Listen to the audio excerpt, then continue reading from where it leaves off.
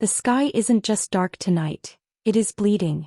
High above the jagged spires of the obsidian citadel, the moon has begun its agonizing transformation, shedding its silver skin for a visceral, pulsating crimson. This is the celestial heartbeat of an entire race, the one night in 100 years where the laws of nature bend to the whims of ancient magic. To the world below, it's an astronomical anomaly. To the immortal court, it is the night of the selection, the moment the blood moon supposedly tethers two souls together in a bond that cannot be broken by time, silver, or sunlight. But for the man standing on the highest balcony, it looks like nothing more than a herald of chaos. Prophecy is a crutch for those too weak to command their own lives. A voice rasps, cutting through the heavy metallic scent of the rising mist. Dominic Corleone, a name whispered in terror across 3 continents in 5 centuries, grips the stone railing until the ancient granite cracks beneath his palms. He doesn't look like a king who is waiting for a miracle. He looks like a predator waiting for an execution. His eyes, usually a cold, calculating gray, are already beginning to reflect the violent red from above. For 500 years he has ruled the shadow realms with an iron fist and a frozen heart, dismissing the blood mate legends as fairy tales designed to keep the lesser vampires hopeful. He has seen empires rise and crumble. He has seen the eternal loves of his peers end in betrayal and ash. He doesn't want a soulmate. He wants order. But as the clock strikes the first second of the lunar eclipse, a physical jolt, like a lightning strike to his very marrow, forces him to his knees. It isn't pain. It's a beckoning. A pull so violent and primal that it feels like a hook has been buried in his chest, dragging his soul toward the city gates. Hello to all of you watching from every corner of the globe. Whether you're tuning in from the misty highlands of Scotland, the bustling streets of Tokyo, or right here in the heart of the States, I am so thrilled to have you with us tonight for this epic journey. How are you all doing today? I hope you're ready to lose yourself in a story of destiny and danger. Before we descend further into the shadows of the Crimson Night, do me a quick favor. Check that subscribe button. If you haven't joined our community yet, hit it now and turn on those notifications. We have so many incredible stories coming your way, and you won't want to miss a single heartbeat of this one. Are you ready? Let's dive back in. Dominic lunges over the balcony, his cloak billowing like the wings of a predatory bird as he descends hundreds of feet, landing silently in the cobblestone alleyways of the lower district. He shouldn't be here. The king does not walk among the starving or the lawless. But the pull is undeniable. It's a scent, cloves, rain, and a sweetness that makes his fangs ache with a hunger he hasn't felt in centuries. He rounds a corner, his supernatural speed blurring the world into streaks of gray and red, and then he sees her. He is surrounded. 3 rogue vampires, vile, blood-crazed scavengers who have lost their humanity to the hunger, are closing in on a young woman huddled against a damp brick wall. Her name is Clara Valenza, though she doesn't know the weight that name carries yet. She looks fragile, her breathing shallow and terrified, her blonde hair matted with the dampness of the night. But as Dominic's gaze locks onto her, the world goes silent. The crimson moon above flares with an impossible brilliance, and for the first time in 500 years, the king's dead heart gives a single thunderous thud. The rogues don't see death approaching. They are too focused on the girl. She smells different. One of the scavengers hisses, his jaw unhinging. Not like the others. Like something ancient. Dominic is a blur of shadow and violence. In a heartbeat, the first rogue's head is separated from its shoulders. The second is pinned to the wall by a hand that could crush steel. The third flees into the darkness, but Dominic doesn't care about the survivor. He turns slowly, his hands stained with the ichor of his own kind, to face the woman the moon has chosen. Clara looks up, her eyes wide with a mixture of terror and a strange, haunting recognition. She doesn't scream. She reaches out a trembling hand, and as her fingers brush the cold skin of his cheek, a spark of white light erupts between them, illuminating the entire alleyway. Dominic freezes. The legend wasn't a myth. The bond is real and it is screaming. But as he looks into her eyes, he sees more than just his future. He sees a reflection of a past she doesn't remember, and a mark on her neck that shouldn't exist. It's the crest of the Shadowborn, a rival lineage thought to be extinct, the very cult that swore to bring the king to his knees. He has found his soulmate, but she might be the very weapon designed to destroy him. How can a king protect a kingdom from the woman he is now cosmically bound to love? And more importantly, who is Clara Valenza, and why does her blood sing a song of war? The silence that follows the surge of light in the alleyway is heavy, thick with the scent of ozone and ancient dust.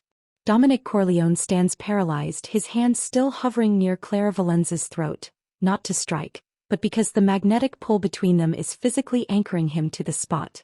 For a king who has spent 5 centuries refining his self-control into a blade of obsidian, this loss of autonomy is terrifying. He looks down at his hands that have signed death warrants and torn through the chest plates of rebellious lords, and they are trembling. Who sent you? Dominic's voice is a low, dangerous rumble, though it lacks its usual lethal edge. His instinct is to interrogate, to treat this as a tactical breach of his borders. But every cell in his immortal body is screaming at him to pull her into his chest, to shield her from the very air she breathes. Clara doesn't pull away.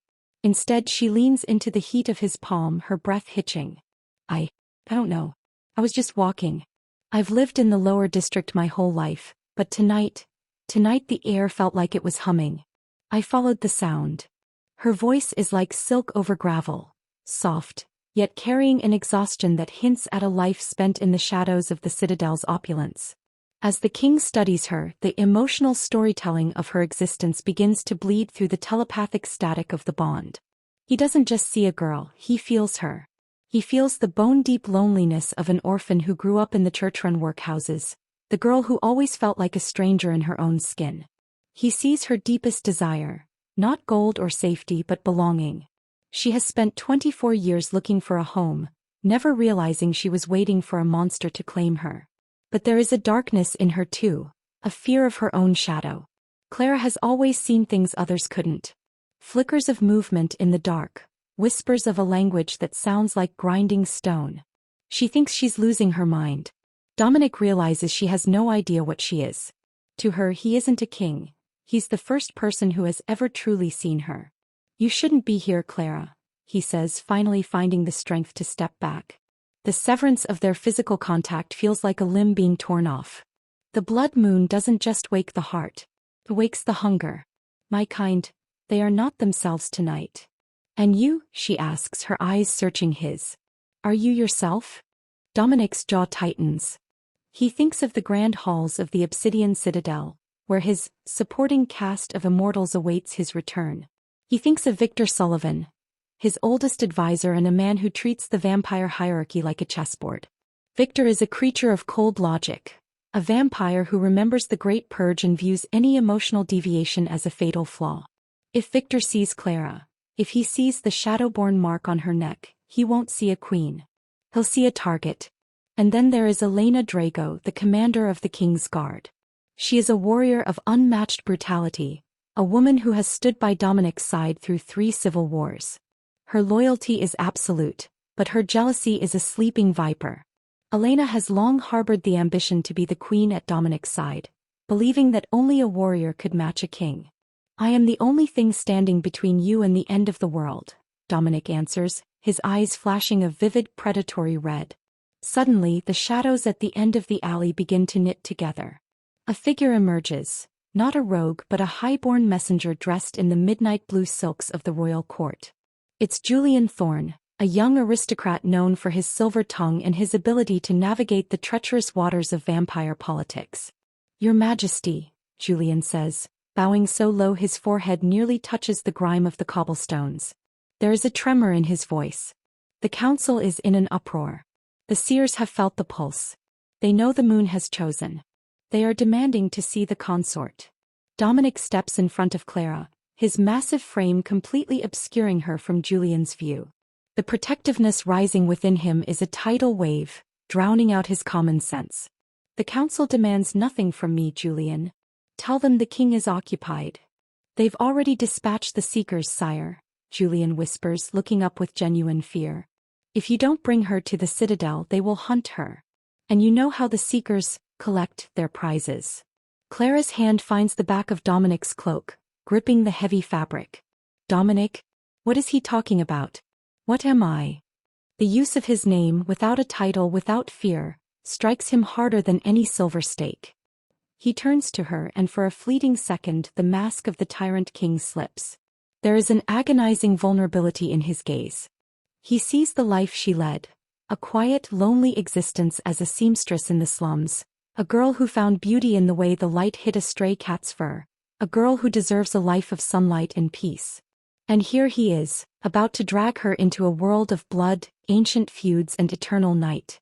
"You are the prophecy, Clara," he says softly, his fingers brushing the mark on her neck, the mark that looks like a weeping eye. "And I am the man who has to make sure you survive it." As he speaks, a distant, mournful howl echoes through the city. It isn't a wolf. It's the sound of the black-winged harriers, the council's elite trackers. They have her scent. Dominic knows he has to move. He has to take her to the one place that is both the safest and most dangerous location in the world, the heart of his empire. But as they begin to move, a realization hits him like a physical blow. The bond isn't just a connection, it's a conduit. He can taste her fear, her confusion, and beneath it all, an burgeoning, inexplicable attraction to him that mirrors his own. He looks at Julian. "Go. Tell Victor to prepare the lunar chamber. And tell Elena, tell her to double the perimeter. If a single seeker touches this girl, I will burn the citadel to the ground with everyone inside it." Julian pales and vanishes into the mist. Dominic turns back to Clara.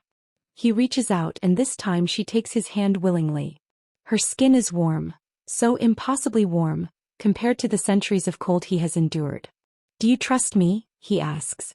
Clara looks at the dead bodies of the rogues, then up at the bleeding moon, and finally into the eyes of the man who looks like he could destroy the world for her. "I don't even know you," she whispers. "But for some reason, I feel like I've been waiting for you to find me my entire life." As they disappear into the darkness, a figure watches from the rooftops. It isn't a vampire.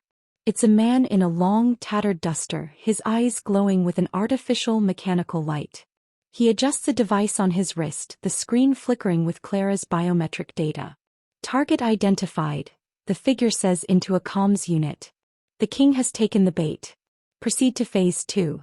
The mystery of Clara's past is deeper than Dominic realizes. She isn't just a descendant of a rival clan. She is the key to a door the king has spent 500 years trying to keep locked. The transition from the grime of the lower district to the suffocating opulence of the obsidian citadel is a blur of shadows and sharp, cold wind. Dominic carries Clara not with the roughness of a captor, but with a terrifying, protective urgency. When they crest the final ridge and the citadel looms, a jagged crown of black stone perched atop a mountain of glass, Clara gasps.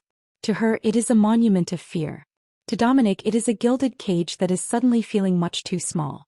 They enter through the Sovereign's Gate, a passage reserved only for the king, but the expected privacy is a lie. Standing in the center of the great hall, beneath a chandelier made of frozen tears and dragon bone, is Victor Sullivan. Victor doesn't move. He doesn't bow. He simply adjusts his spectacles, his ancient eyes scanning Clara with the clinical detachment of a butcher. "So," Victor says, his voice like the rustle of dry parchment. "The myth has finally decided to become a nuisance. You've brought a human into the sanctum, Dominic. During a blood moon. Have you lost your mind or merely your soul?" "She is not just a human, Victor," Dominic snarls, his grip tightening on Clara's waist as he sets her down. The floor of the citadel is polished obsidian, reflecting the blood-red light streaming through the vaulted windows. "She is the one. The one." A new voice cuts through the tension, sharp as a whetstone. Elena Drago strides into the hall, the silver buckles of her combat boots clicking rhythmically. She stops 10 feet away, her eyes raking over Clara's disheveled appearance with naked contempt. This is what the heavens chose for the king of the unbound. She looks like she'd break if the wind changed direction. Clara flinches, but she doesn't hide. She steps out from behind Dominic, her chin trembling but held high. "I'm standing right here," she says, her voice echoing in the vast chamber. "And I'd like to know why everyone is talking about me like I'm a cursed heirloom." Dominic feels a surge of pride so sharp it aches. Most mortals would have collapsed in the presence of the High Court's apex predators. But before he can speak, the atmospheric pressure in the room shifts. The blood moon reaches its zenith, and the crimson light hitting the floor begins to pool and swirl like actual liquid. Suddenly, the massive doors of the great hall are blown inward. not by wind but by a pulse of pure, kinetic shadow. Standing in the doorway is a figure draped in rags of white and gold, the colors of the Order of the Solar Eclipse. This isn't a vampire. It's a vicar of the sun, a member of the fanatical sect of humans and half-breeds who believe the only way to save the world is to trigger the final dawn, an event that would incinerate every vampire on Earth. The vessel has been found, the vicar screams, pointing a gnarled finger at Clara. Behind him, a dozen armored figures, the seekers Julian had warned about, rush into the hull. But these aren't the Council's seekers. These are mercenaries equipped with silver-tipped harpoons and UV grenades. Dominic, look out. Clara cries, but she isn't looking at the soldiers. She's looking at the floor. The liquid light on the obsidian floor is rising, forming a tether between Clara and a hidden chamber beneath the citadel. The ground begins to heave. The inciting incident isn't just the arrival of an enemy. It's the revelation that the citadel itself is reacting to Clara's presence. Protect the girl. Victor shouts, finally dropping his facade of indifference. He realizes that if the Order takes her, they don't just kill a girl, they steal the king's destiny. The room explodes into a symphony of violence. Elena blurs into motion, her twin daggers carving a path through the mercenaries. Dominic, however, is a force of nature. He doesn't use weapons, he is the weapon. He moves with a grace that defies physics, tearing through the invaders to stay by Clara's side. But as he reaches for her, a silver harpoon whistles through the air, grazing his shoulder. The hiss of burning flesh fills the air, and for a second the king is staggered. In that heartbeat of vulnerability, the lead vicar lunges forward. He doesn't aim for Clara's heart. He throws a handful of ancient crushed salt onto her neck, directly onto the Shadowborn mark. Clara screams, but it isn't a sound of pain. It's a sound of power. The mark on her neck erupts in a pillar of violet flame. The shockwave knocks everyone in the room backward, Dominic, Elena, and the mercenaries alike. When the smoke clears, Clara is hovering inches off the ground, her eyes glowing with a terrifying celestial purple.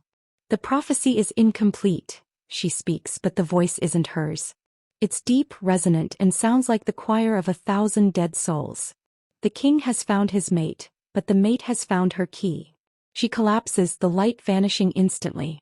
Dominic catches her before she hits the stone, his heart hammering against his ribs. He looks at the mark on her neck. It has changed. It's no longer just a weeping eye. It has expanded into a map of the very mountain they are standing on. The girl is a map, Elena whispers, wiping blood from her lip. She looks at Dominic with a mixture of fear and newfound greed. She isn't just your mate, Dominic. She's the way into the Sunless Vault. The Sunless Vault, the legendary resting place of the first king's heart, a relic said to grant the power to walk in the daylight or destroy the sun forever. Dominic looks down at Clara's unconscious face. He realizes with a sickening clarity that his attraction to her, the bond, the romance the legends promised, was the bait for a trap set a millennium ago. He loves her, he can feel the bond fusing their very essences, but her existence is a countdown to the end of his world. We have to leave, Dominic says, his voice cold and resolute. Leave? Victor asks. To where? The Order is outside. The council is coming. You are the king. I am a man who is tired of being a pawn, Dominic says. He scoops Clara up, her head falling against his chest. He looks at Victor and Elena. If you follow us, I will treat you as enemies. If you stay, pray the moon sets before the world burns. As Dominic exits through a secret passage, leaving his kingdom behind, he doesn't see the figure in the tattered duster lurking in the rafters. The man with the mechanical eye taps his wrist. Phase 2 complete. The king has abandoned his throne for the girl. He's heading for the mountains. Activate the sleeper agents in the Red Ridge settlement. Let's see how much his love is worth when the thirst sets in. The stakes have moved from a simple romance to a race for survival. Dominic has chosen Clara over his crown, but as they disappear into the freezing mountain night, the real question emerges. Is Clara a person to be loved or a weapon to be used? And can Dominic tell the difference before the blood moon fades? The air in the Red Ridge Mountains doesn't just bite, it tears. Dominic moves through the knee-deep snow with the steady, relentless pace of a machine, his cloak wrapped tightly around Clara. He has traveled leagues in a matter of hours, pushing his immortal stamina to its absolute limit to put distance between them and the smoking ruins of the citadel's peace. Behind them, the sky is a bruised purple, the blood moon still hanging like a heavy, swollen fruit refusing to set. Clara stirs in his arms, her breath coming in ragged gasps that puff white in the freezing air.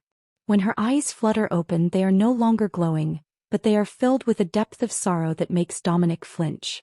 "You left it all," she whispers, her voice barely audible over the howling wind. "Your throne. Your people. Because of this." She gestures vaguely to the mark on her neck, which now pulses with a soft, rhythmic violet light, synchronized with her heartbeat. "I left a graveyard of stone and ego," Dominic says, his voice a low vibration against her hair. "You are the only thing in 5 centuries that has felt alive." It's the first time he's admitted it, not just to her but to himself. The rising tension isn't just the mercenaries on their trail, it's the terrifying intimacy of the bond. As they find shelter in a shallow cave hidden behind a frozen waterfall, the proximity becomes a different kind of danger. Dominic sets her down on a bed of dry moss, and as their eyes meet in the dim blue light of the ice, the air between them thickens. The emotional storytelling of the moment is undeniable. Dominic is starving. He hasn't fed since before the eclipse, and the physical exertion combined with the proximity of his blood mate is pushing his hunger to a feral edge. He can hear the blood rushing through Clara's veins. It sounds like a symphony, a drumbeat of life that calls to his very essence. "You're hurting," Clara says, reaching out. She doesn't pull back when she sees his fangs begin to descend, or when his eyes turn the color of a fresh kill. "I can feel it. Through the whatever this is between us. You're empty." "I will not touch you, Clara," Dominic growls, backing away into the shadows of the cave. "I am a king, not a beast. I will not start our life together by taking from you." "Then let me give," she replies, standing up. She walks toward him, defying the predatory aura he is radiating. She stops inches away, baring the side of her neck, the side where the mark pulses. "You saved me from the rags, from the rogues, and from that cold palace. If we're going to survive what's coming, you need to be strong." This is the vulnerability exchange the legends never mentioned. It's not a violent act, it's a surrender. Dominic leans in, his breath hot against her skin, and for a moment they just stay there, the monster and the girl balanced on the edge of a precipice. When he finally bites, it's with a tenderness that shatters him. The connection explodes. He doesn't just taste her blood, he tastes her memories. He sees a golden field from her childhood, a mother he never knew she had, and a hidden library where a man with silver hair told her she was the key to the dawn. But the rising tension isn't just internal. Outside, the sound of rhythmic thumping begins to drown out the wind. It's the sound of Valkyrie-class VTOLs, high-tech aircraft used by the Order of the Solar Eclipse. They aren't just using magic, they are using tech. Dominic nearly steers his mount into her. "I didn't know. But now you do," Elena says, her voice softening with a cruel sort of pity. "So when we get there and you have to choose between her heart and the sun, what's it going to be, Your Majesty?" The internal conflict is a jagged blade in Dominic's chest. The emotional focus shifts from rage to a soul-crushing doubt.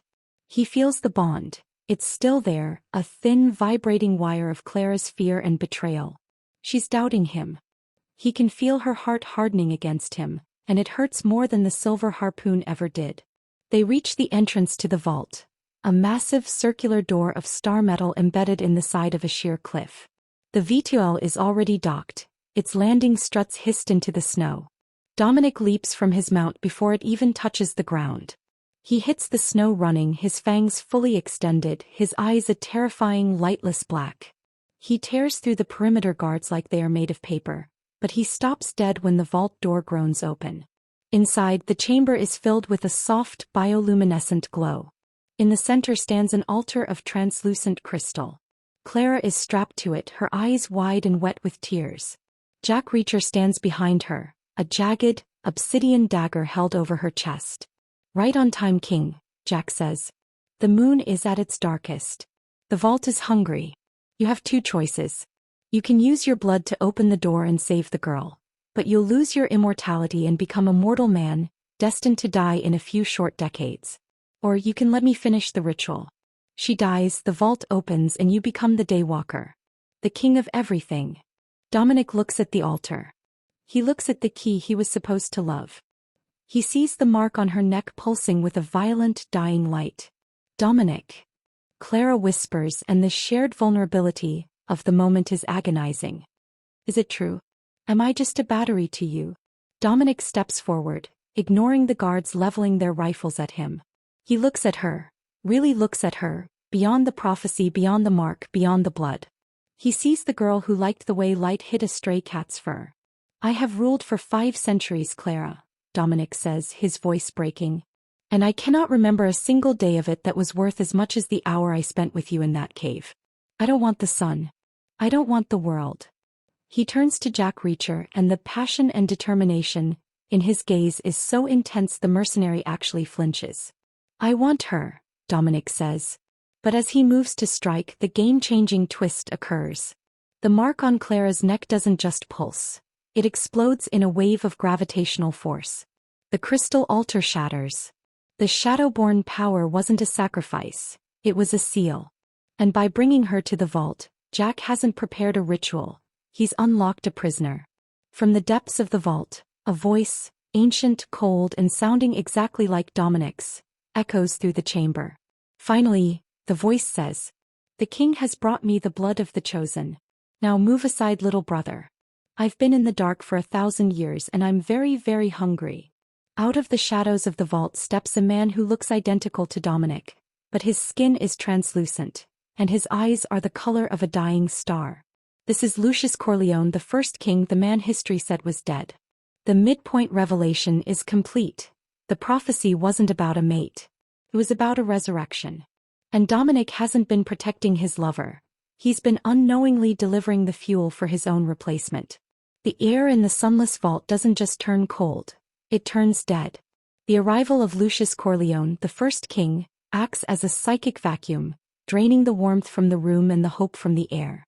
Dominic stands frozen, his mind reeling from the sight of his own face, sharper, crueler, and devoid of the 5 centuries of hidden guilt that softened his own features.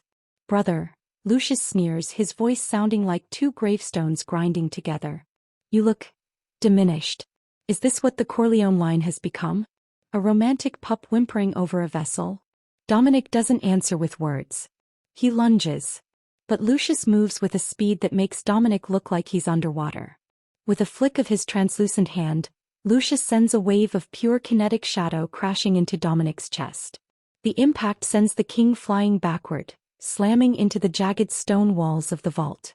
The sound of ribs snapping echoes through the chamber, and Dominic falls into the freezing slush on the floor, gasping for air that refuses to fill his lungs. "Dominic!" Clara screams. She tries to scramble toward him, but the magnetic maglocks on her wrists, damaged by the altar's explosion but still functional, jerk her back. Jack Reacher, the man who thought he was the architect of this chaos, takes a shaky step toward Lucius. "Wait. The deal was the energy grid. The Icarus Corporation provided the tech to find this place. You owe." Lucius doesn't even look at him. He simply reaches out and grips Reacher's throat. The mechanical eye in Jack's socket sparks and whines as Lucius begins to feed, not on blood but on the man's very life force. In seconds, the formidable mercenary is nothing more than a withered husk, his expensive tech clattering uselessly to the floor. "Technology," Lucius spits, dropping the corpse. "A toy for those who fear the night. The darkest hour descends with crushing weight." Elena Drago, seeing the true first king, falls to her knees. Her loyalty to Dominic was brittle, built on a desire for power, and in the face of the ultimate predator she breaks. "My lord," she whispers to Lucius, her head bowed. "I have kept the lineage pure. I have waited for the true dawn." "Elena, no." Dominic coughs out, a spray of silver blood hitting the snow. "Quiet, little brother," Lucius says, walking toward Clara. "You've done your job. You found the Shadowborn. You fed her your essence, priming her for the final extraction. You think the blood moon bond was a gift? It was a seasoning. Her blood needed the taste of a king to become the key that opens the sunless gate. Once I drain her, I won't just walk in the sun. I will be the sun. And your kind? You will be the cattle you were always meant to be." Clara looks at Dominic and the emotional focus of despair is absolute. She sees the man she thought was her protector lying broken in the dirt. She sees the woman she thought was a rival betraying everything for a monster.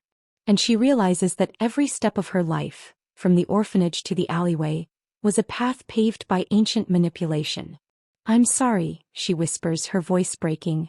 "Dominic, I'm so sorry I brought this to you." "Don't," Dominic wheezes, trying to push himself up. His vision is blurring. The insurmountable obstacle isn't Lucius. It's the fact that the prophecy is working exactly as intended. The vault is humming, responding to the proximity of the first king and the final vessel.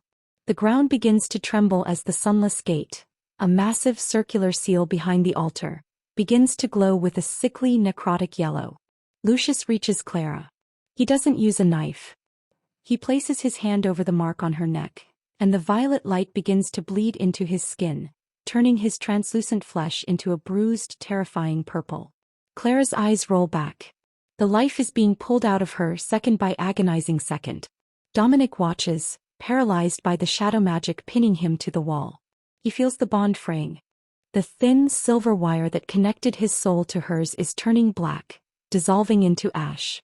This is the separation of romantic interests at its most literal. He is watching her soul be consumed by his own bloodline. "Stop it." Dominic groans, his fangs scraping his lower lip. "Take me. I'm the king.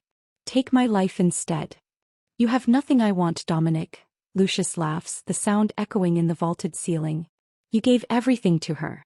And now I take everything from her." The shadows in the room deepen until even the crimson moonlight cannot penetrate the vault.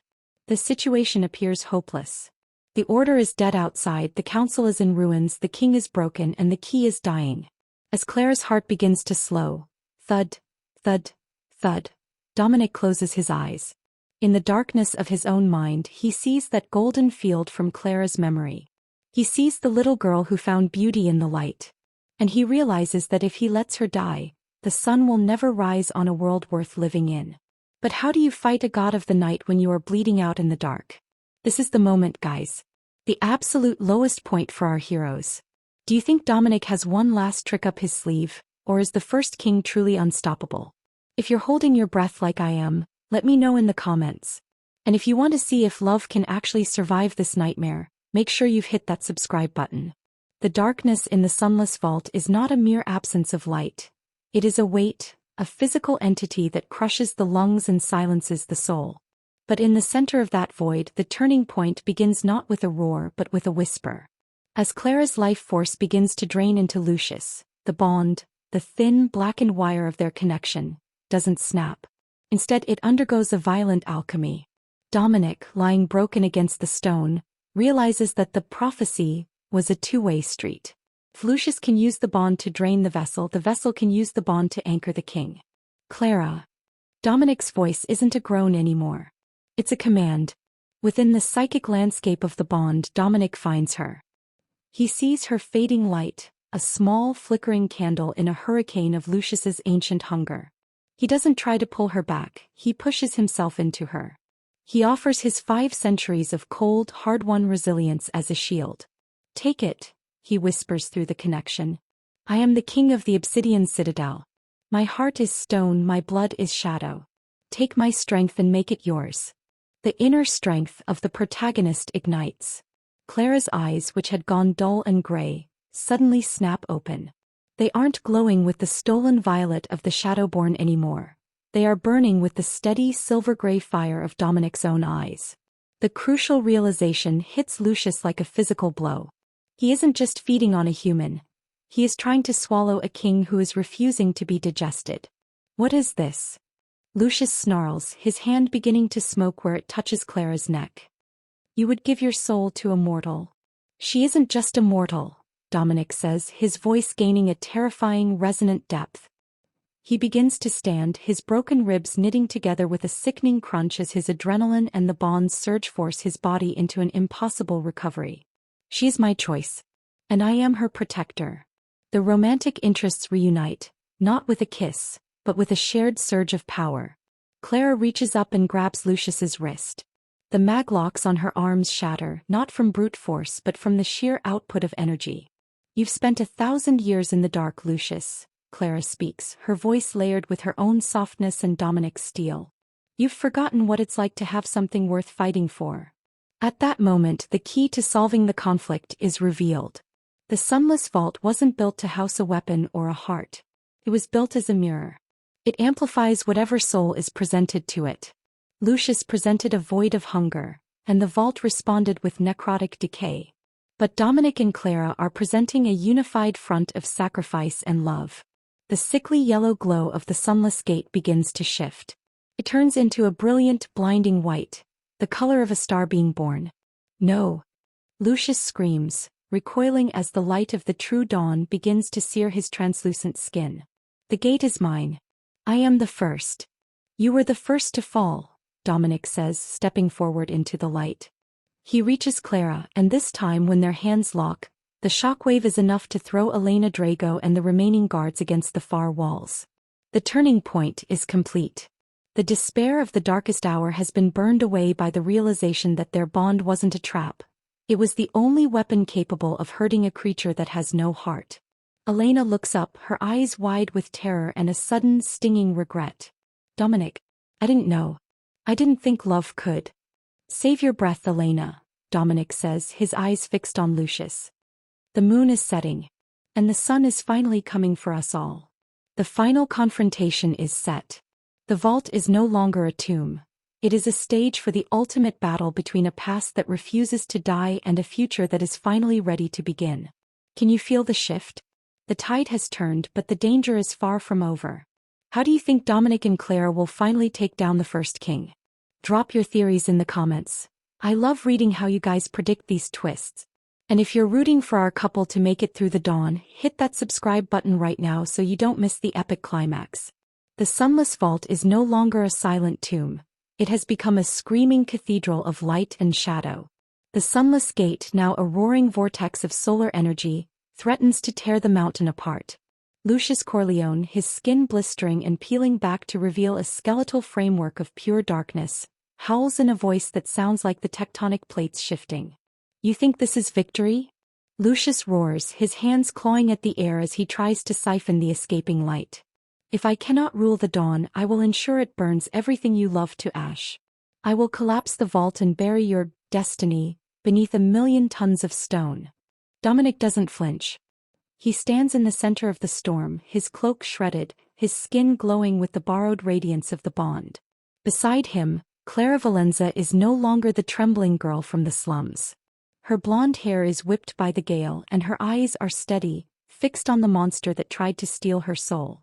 You don't understand, Lucius, Clara says, her voice cutting through the roar of the vortex.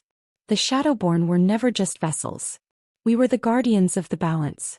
And you're just an error that's finally being deleted. The climactic resolution begins with a clash that shakes the very foundations of the world. Lucius lunges, manifesting a blade of solidified shadow that is 10 feet long. Dominic meets him mid-air, his own strength amplified by the silver fire of the bond. They collide with a sound like a thunderclap, the shockwave shattering the remaining crystal pillars in the chamber. Elena Drago, seeing the end approaching, makes a final, desperate choice. She doesn't run. She sees a mercenary's discarded UV emitter lying near Jack Reacher's body. With a scream of, "For the king," she hurls herself at the base of the sunless gate, triggering the device. The burst of artificial sunlight distracts Lucius for a fraction of a second, long enough for Dominic to land a blow that cracks the first king's translucent chest. "Now, Clara," Dominic shouts. This is the most surprising and satisfying twist. Throughout the story, everyone assumed the key had to be used on the door. But the key, the Shadowborn, is actually the lock for the king. Clara closes her eyes, reaching into the deep well of the bond. She doesn't pull on Dominic's power this time. She pushes her humanity into the void. She offers the one thing Lucius cannot handle: a life lived for others. She floods the connection with the memory of the rainy streets, the kindness of strangers, the warmth of the stray cats, and the terrifying, beautiful vulnerability of falling in love with a monster who wanted to be a man. The effect is instantaneous. Lucius, who has lived for nothing but power for a millennium, begins to fracture. The memories of a life he never had act like a poison to his shadow form. "Stop it," he screams, his body beginning to dissolve into flakes of white ash. "It's too much, the light, it burns." Dominic seizes the moment. He doesn't just strike, he embraces. He grabs his brother, pinning him against the roaring white fire of the sunless gate. "Go back to the dark, Lucius," Dominic whispers into his own twisted reflection's ear. "The world has moved on without you." With a final heroic surge of effort, Dominic and Clara push together. The combined force of the king's strength and the vessel's soul drives Lucius through the gate. The explosion is silent and absolute. A pillar of pure white light erupts from the mountain, piercing through the clouds and hitting the blood moon itself. For a heartbeat, the entire world is bathed in a light so bright it feels like the first day of creation. The crimson stain on the moon is wiped clean, replaced by a soft, hopeful silver. When the light fades, the vault is still. The sunless gate is gone, replaced by a simple stone wall. The shadows have retreated. Lucius is ash. Jack Reacher is a memory. And Elena Drago lies unconscious but alive near the entrance. Dominic kneels in the center of the chamber, his breath coming in ragged gasps. He looks at his hands. They are solid, tan and warm. He feels a thud in his chest. A slow, steady rhythmic beat. The sacrifice of the bond and the exposure to the true dawn has done the impossible. He isn't the daywalker. He isn't a god. He is human. Clara crawls toward him, her hands trembling as she touches his face. "Dominic, your eyes, they're gray. Just gray." He reaches out and pulls her into a crushing embrace, his heart beating against hers. A duet of life that has survived the longest night in history. "I can feel it," he whispers, a tear of salt water, real human water, running down his cheek. "Clara, I can feel my heart." The emotional focus of triumph and relief is overwhelming. They have defeated the past, saved the future, and found the one thing that was never supposed to be part of the prophecy. A second chance. I'm literally shaking as I write this. What an incredible showdown.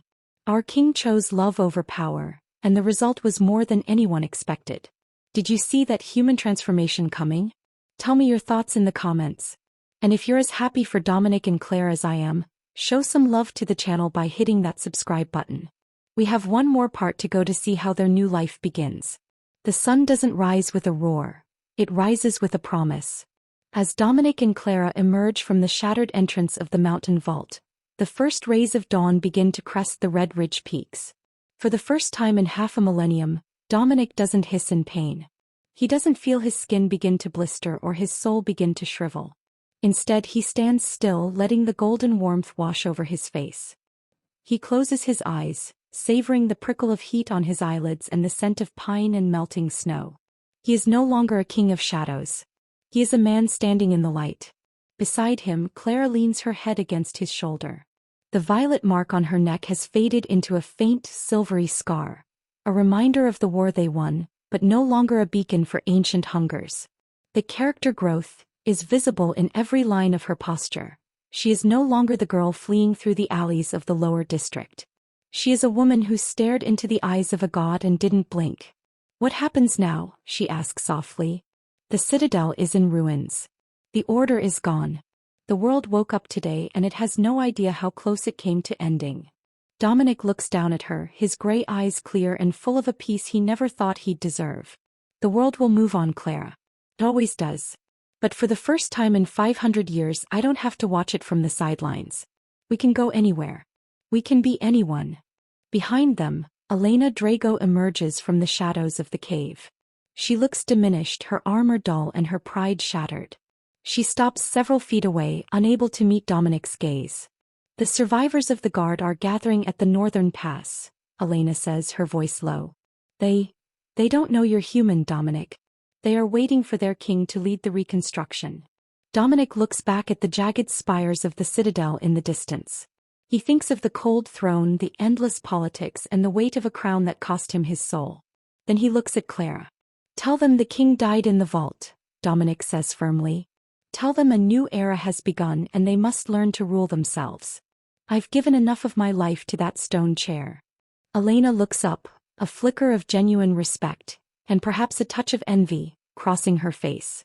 She gives a final, sharp military salute. Then live well, Dominic Corleone. And thank you, for the light. She turns and disappears into the tree-line, heading toward a future she will have to build on her own terms. The satisfying resolution of the romantic subplot is quiet and profound. Dominic takes Clara's hand, his fingers interlaced with hers. There are no more prophecies to fulfill, no more blood moons to fear. There is only the long, beautiful stretch of immortal life ahead of them. I remember a place, Dominic says, a small, genuine smile tugging at the corners of his mouth. A small village on the coast of the Mediterranean. The sun stays out for 10 hours a day and the air smells like lemon trees and salt water. I've only ever seen it in paintings. Clara smiles, her eyes shining with joy. I think I'd like to see the real thing. As they begin the long walk down the mountain, leaving the ruins of the old world behind, the camera pans out to show the vast, waking world. The emotional focus is one of fulfillment and peace. All the loose ends are tied. The darkness has been purged, the betrayals have been answered with redemption, and two souls that were meant to be a sacrifice have become a foundation for something new. They are no longer the king and the key. They are just Dominic and Clara. And as the screen fades to a soft, warm amber, the viewer is left with the sense that their story isn't over. It's only just beginning. And that, my friends, is the end of the vampire's blood moon romance. What a journey!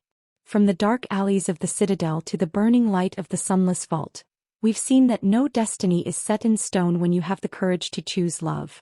I want to thank you all so much for sticking with me through every twist and turn of this 10,000-word epic. If you loved this story, please leave a comment letting me know what your favorite moment was. Was it the fight with Lucius? Or that first sunrise? I read every single one of your comments and they mean the world to me. And if you haven't already, subscribe to the channel and hit that bell icon. We have many more emotional, high-stakes stories coming your way, and you won't want to miss what's next. Until next time, keep chasing the light. Thank you for watching.